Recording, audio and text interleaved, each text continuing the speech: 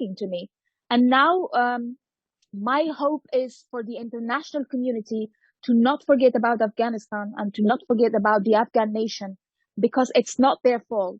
They're living in misery right now, and millions of people in Afghanistan, including children and women, they don't deserve what they're going through right now. And I hope that they can sit down and they can find a solution to bring peace in Afghanistan.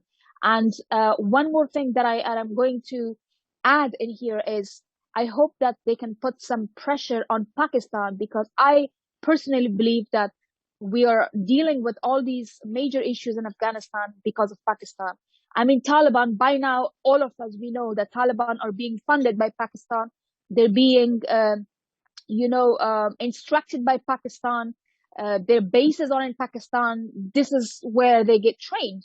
So I hope that the international community, first of all, if they cut their funds and they don't give funds to Pakistan, they won't be able to have enough money to fund Taliban further. So do you blame Pakistan for, in a major way, for all this? I do. Absolutely. I blame Pakistan, because it's not, it's by now, over the years, we've seen, videos, we've seen evidence, we have evidence that Pakistan is behind, empowering Taliban. Absolutely.